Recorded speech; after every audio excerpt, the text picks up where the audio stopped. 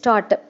Mr. Speaker, sir, coming to the budget estimates, I am not going to deal at length with the amounts allotted to various departments. I shall deal only with the major policy of the government which should be adopted in future for the welfare of the state. In the sphere of education, which could be put down under three categories, namely college education, school education and primary education. There is shortage of teachers even as we have with regard to food and cloth. It is the case so far as secondary grade trained teachers are concerned. In order that there may not be any shortage of the teachers and to get over the situation, I suggest that the minimum salary for teachers should be raised from the present level. Along with the shortage of teachers, we also see there is insufficient equipment by way of building accommodation also. A suggestion has been made by some honorable members that the number of pupils to be managed by one teacher should be increased. I think the better course would be to introduce the shift system so that another shift of boys might also receive education without constructing new buildings. In a school building which can normally accommodate 1000 students, we can have 2000 students without constructing new buildings. I made mention of this to the Honorable Minister for Education also, and I hope he will give his consideration to it. If that is adopted, we need not bother about the construction of new buildings immediately. Of course, for permanent institutions, we can construct buildings according to the convenience of the finance of the government. It may also be noted that the shift system in the matter of education is being adopted in some western countries also. I wish to say a word about land revenue and agriculture. The river Kaveri is running through my district, Coimbatore, Trichy, and some other districts. There you have forest lands. Several departmental officers have recommended that these lands may be converted into wetlands. It is capable of producing fine paddy every season. There will be no need for the grant of any subsidy. If you only dig 4 or 5 feet, you are able to get fine water very easily.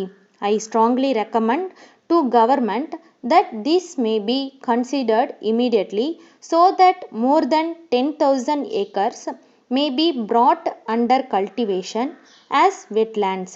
I am sorry to say that the health of the people does not receive as much attention as it ought to. Sir, at present we find that the medical departments seems to be an agent for distribution of foreign medicines. They recommend foreign medicines to everybody without taking into consideration their capacity to buy. I do not blame them for it. I do not mean to suggest that the Western system of medicine is bad. We can have that system for certain special branches of treatments. For general medical treatment, people can adopt our own Indian systems which will be more useful and economical than foreign medicines and will be suited to conditions in our state. So far as food is concerned, whatever inducement you may offer by way of bonus to speed up procurement, it does not solve the question of food. We must see that we are self sufficient in the matter of food and we should not go about seeking food later on.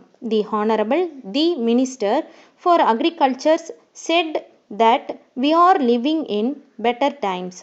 I think that it is only in better times that we should concentrate our attention on the achievement of quick results. Letter dated 28th May 1981 from the General Secretary, All India Electrical Goods Dealers Association, Chennai, to the Honorable Minister for Commerce, Government of India, New Delhi. Sir, we would like to bring the following to the kind attention of the Government of India for sympathetic consideration and favorable action. It is a matter for regret that the Government of India so far decided to lift the ban on import of high power electric motors by the members of the association during the current year. In spite of several representations made by the association, we feel sorry to inform you that no favorable orders have so far been issued in the matter. It may be pointed out in this connection that local production of this machinery is found to be quite inadequate from time to time. Hence, we are of the firm opinion that there is no other alternative except to allow import of this machinery in order to meet the increasing demand and to bring down the prices. It is an established fact that industrialization alone can help to raise the standard of living of the people of a country quickly and effectively. In the circumstances, we appeal to the Government of India to kindly take into consideration all aspects of the matter and pass early orders to allow import of this machinery by the members of our association. Thanking you, yours faithfully. Stop.